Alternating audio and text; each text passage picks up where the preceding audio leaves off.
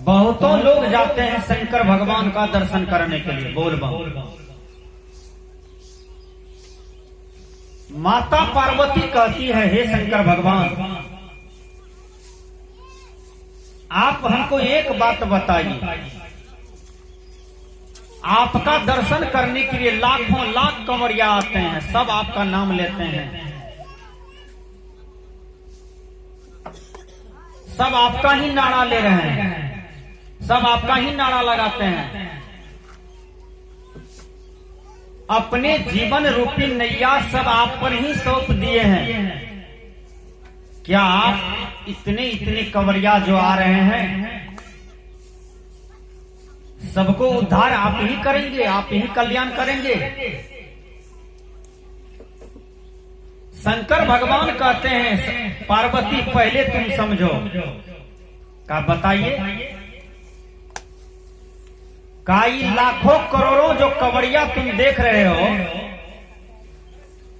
ये सचमुच में मेरा भक्त नहीं है। इसमें से करोड़ों में कोई एक है, लाखों में कोई एक है जो मेरा भक्त है, सच्चा भक्त है, और नहीं तो सब दिखावा है। जैसे एक भेड़िया जब ट्रेन में कटता है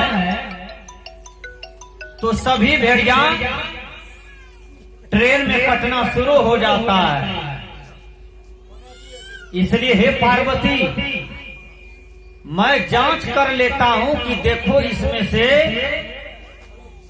कौन कंवरिया पास होता है जो मेरा सच्चा भक्त है। शंकर भगवान प्यासा गधा का रूप लिया। शंकर भगवान अब गधा है, प्यासा है, और सारे कंवरिया जा रहे हैं पानी लेकर के। बोल बम। अब पानी को शंकर भगवान के जटा पर ढारना है, देना है। अब तो गंगा जल लिया है तो बड़ा शौक से लिया है, बड़ा कीमत है, उनको बड़ा ढंग से भरा है, आस्था श्रद्धा के साथ भरा है पानी को। एक प्यासा गधा रोड पर आ गया, सभी कंवरिया वही देख के जा रहे हैं। प्यासा गधा पानी चाहते हैं कि हमको पानी मिले, पानी पी लो, मेरा प्यास बुझ जाए। वो तो साक्षात शंकर भगवान थे। शंकर भगवान कंवरिया का परीक्षा ले रहे हैं। हजारों हजार कंवरिया उस रास्ते से चले गए, लेकिन कोई वह प्यासा गधा को पानी नहीं दिया।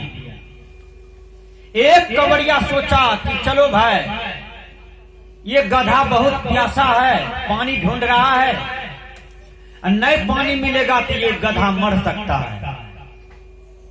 इसलिए हमारे गुरुदेव सत्संग में बोले थे कि भूखे को भोजन देना पुण्य होता है, निर्वस्त्र को कपड़ा देना पुण्य होता है, और प्यासे को पानी देना पुण्य होता है। निर्धन को धनवान बनाना पुण्य होता है, मूर्ख को विद्वान बनाना पुण्य होता है। हमारे गुरुदेव सत्संग में बोले थे कि प्यासे को पानी देना चाहिए, तो क्यों न इस गधे को पानी पिला दूं।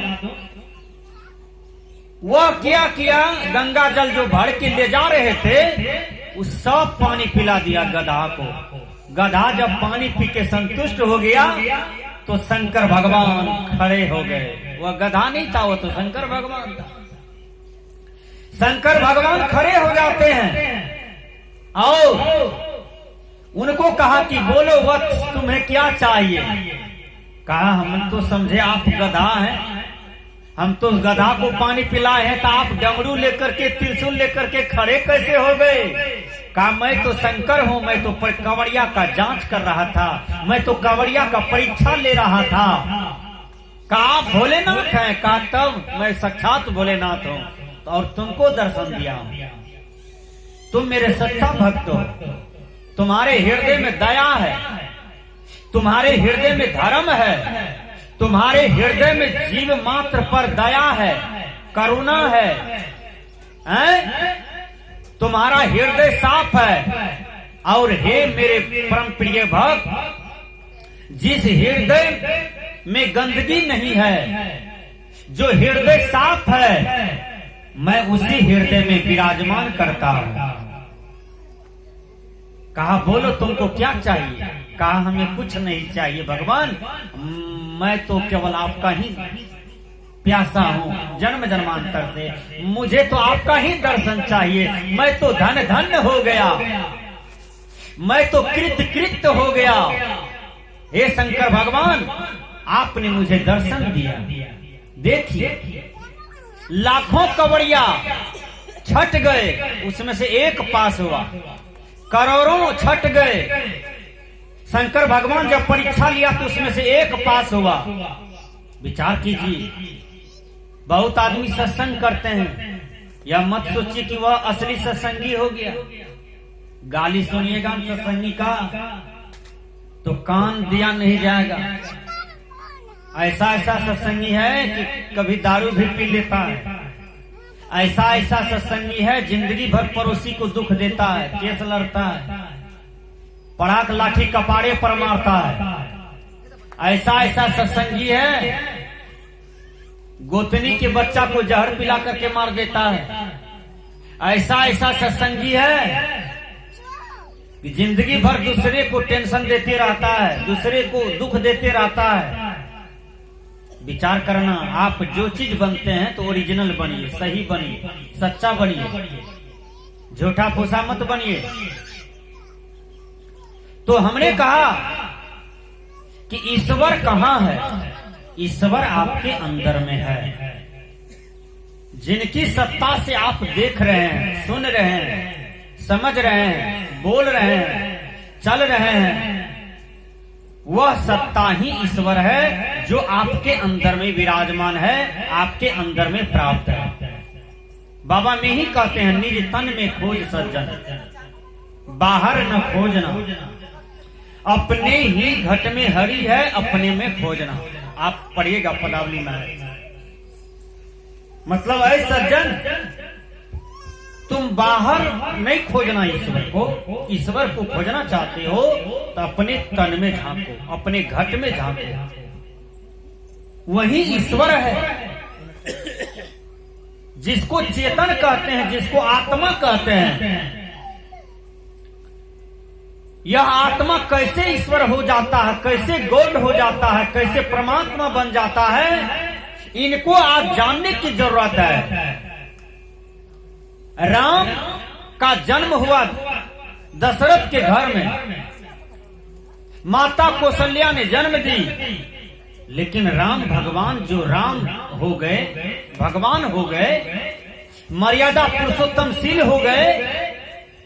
समुच्चे भारत के लोग आज उनको ईश्वर मानते हैं, भगवान मानते हैं। क्यों? क्योंकि राम के कर्म ने राम को भगवान बना दिया, महान बना दिया। कृष्ण के कर्म ने कृष्ण को भगवान बना दिया, महान बना दिया। महात्मा गांधी के कर्म ने महात्मा गांधी को पूजनीय बना दिया। विचार कीजिएगा, तो कर्म से व्यक्ति महान बन जाता है, कर्म से व्यक्ति भगवान बन जाता है, और कर्म से ही व्यक्ति शैतान बन जाता है। आज देखिए आप लोग, रावण नाम का लोग मिलता है कहीं पर? आपके आदि रामपुर में है रावण नाम का लोग? है? दुर्योधन नाम का लोग है यहाँ? बोलिए, है? नहीं है? अच्छा नहीं है। अच्छा कंस नाम का लोग है यहाँ पर? नहीं है। क्यों नहीं है? कंस के कर्म ने कंस को शैतान बना दिया, दुर्योधन के कर्म ने दुर्योधन को शैतान बना दिया, रावण के कर्म ने रावण को शैतान बना दिया। तो कर्म से व्यक्ति भगवान हो जाता है, और कर्म से व्यक्ति महान हो जाता है, कर्म से ही व्यक्ति पूजनीय हो जाता है, और कर्म से ही व्यक्ति मार खाता है, डंडा खाता है, लाठी खाता है, जेल भोगता है, समाज में लोग पंचायत करके उस पर दंड जुर्माना लगा देता है। तो यह कैसा कैसा कर्म है भैया? आपको कौन सा कर्म करना है, इसके बारे में आप खुद सोचिए कि हमको कौन सा कर्म करना है। विचार कीजिए। तो हमने कहा ईश्वर आज भगवान शब्द का जब भी नाम लीजिए, ईश्वर शब्द का जब भी नाम लीजिए, तो लोग का तुरंत ध्यान चला जाता है ऊपर वाला की तरफ। ऊपर वाला, ऊपर वाला। बेटा कौन दिया? तो ऊपर वाला। बेटी किसने दिया? तो ऊपर वाला। धान किसने दिया? तो ऊपर वाला। घर किसने बनाया? तो ऊपर वाला। हैं? ये मोटरसाइकिल किसने दिया? तो ऊपर वाला। 10 बीघा जमीन किसने दिया? तो ऊपर वाला। पत्नी किसने दी? तो ऊपर वाला। पति किसने दिया? तो ऊपर वाला। विचार कीजिएगा, ऊपर झांकिए, कुछ से कुछ मत बोलिए। ऊपर वाले को आज तक देखे हैं? इतना सत्संग भजन किए, इतना पूजा पाठ किए, ऊपर वाले को देखे हैं? झूठ नहीं बोलिएगा, झूठ बोलने से पाप होता है। ऊपर वाले को किसी ने देखा?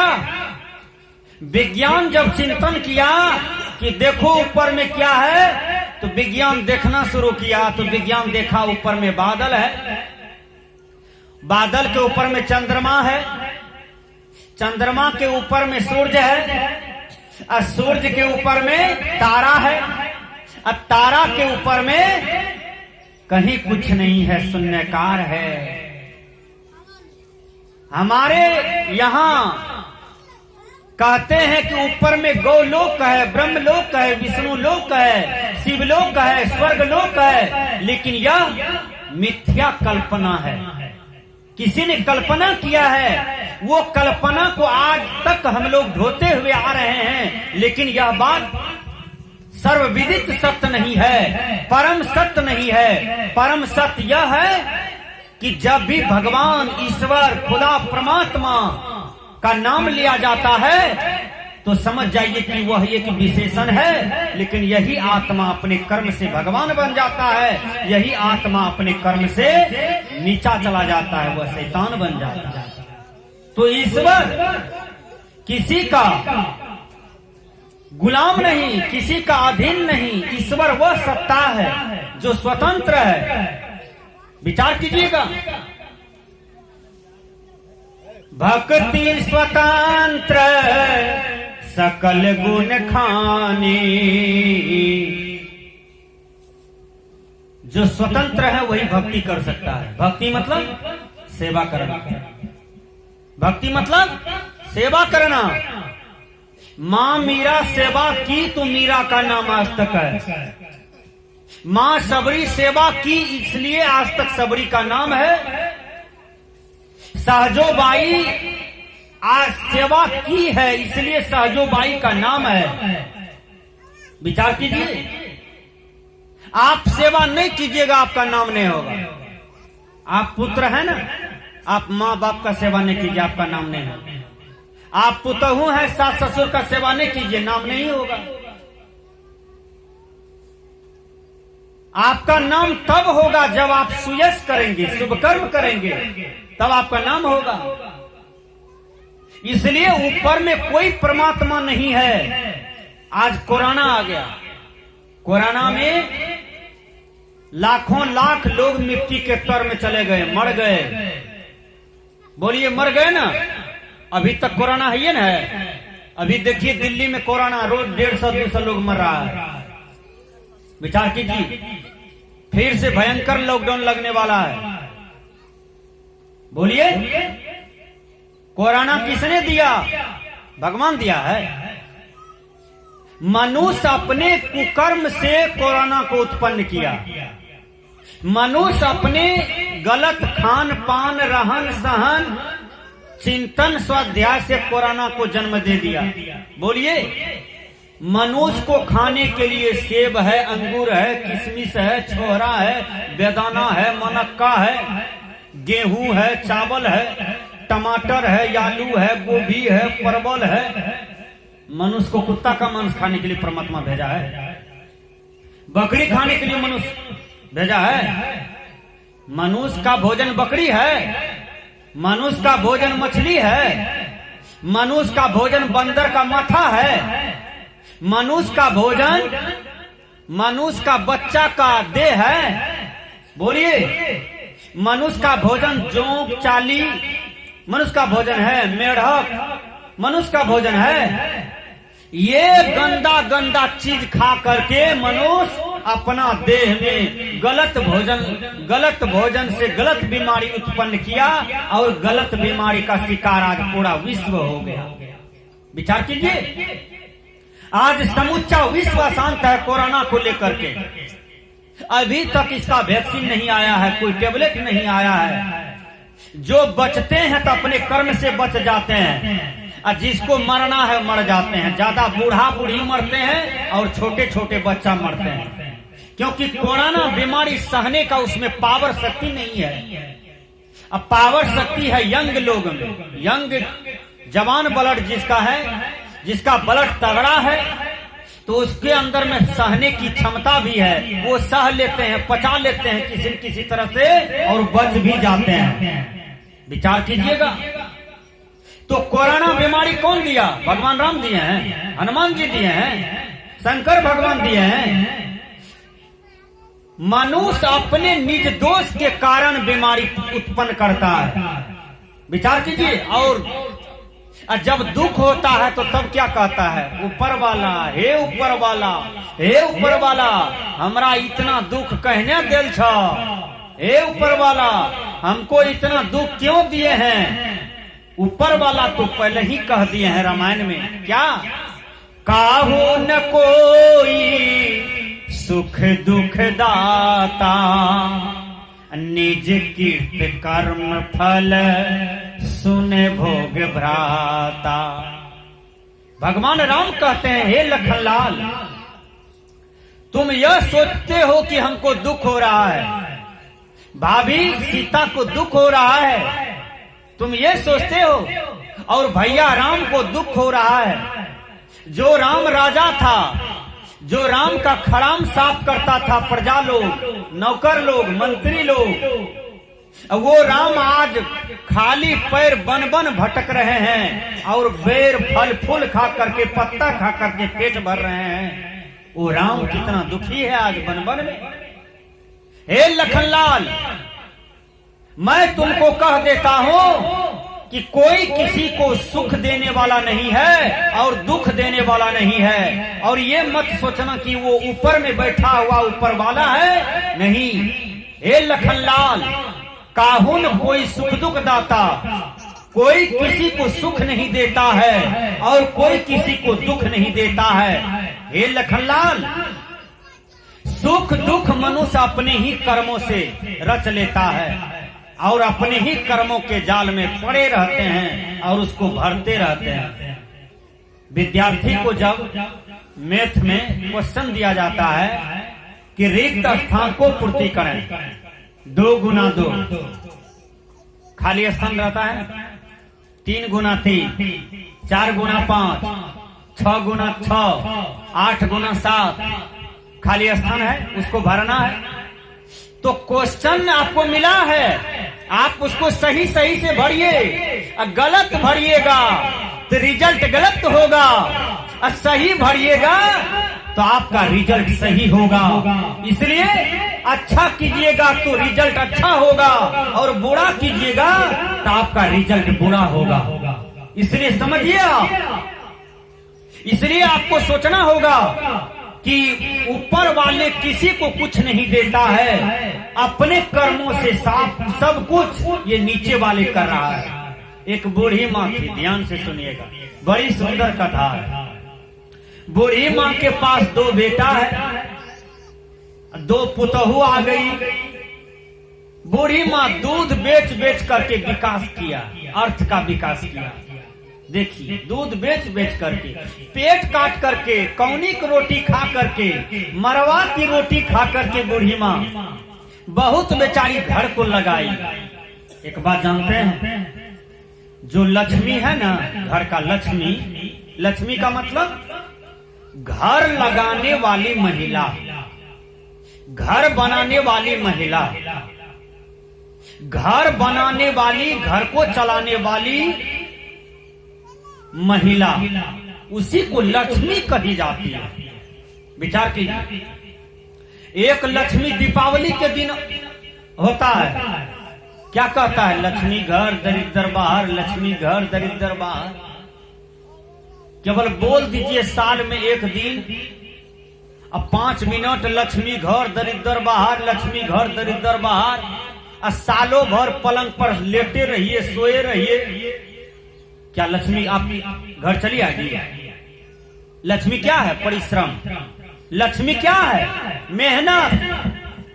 बढ़िया मेहनत कीजिए, बढ़िया परिश्रम कीजिए, तो आपके घर में लक्ष्मी चली आएगी, कहने की भी जरूरत नहीं है।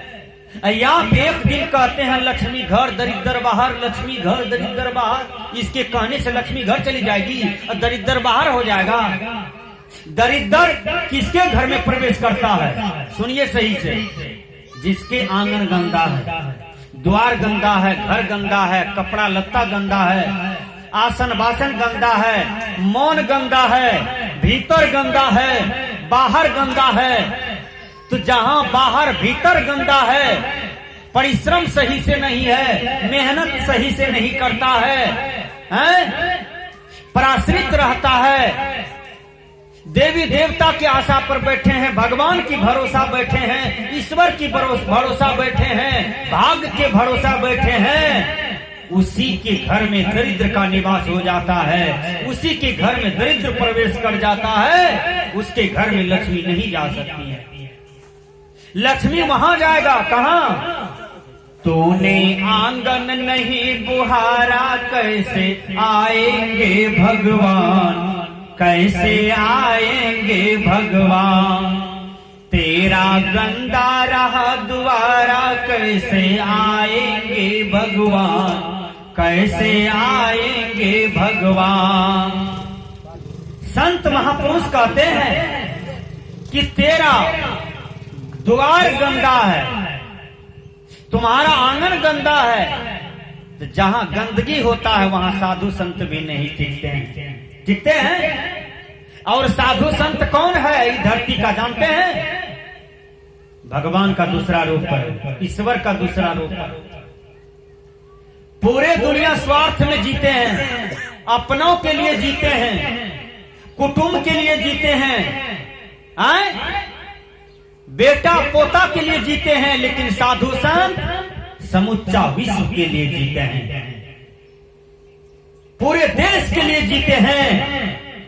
उसको साधु कहा जाता है, उसको संत कहा जाता है। जैसे सूर्य सबको रोशनी देता है, उसी प्रकार संत महापुरुष का ज्ञान जो होता है समुच्चा विश्व के लिए कल्याणकारी होता है। तो बूढ़ी माँ को 2 बेटा और 2 पुतों, बड़ी जुगुत करके बूढ़ी माँ संपत्ति कमाई थी। आहा, एक बात जानिए, जब बेटा कुमार है ना, आपका घर बहुत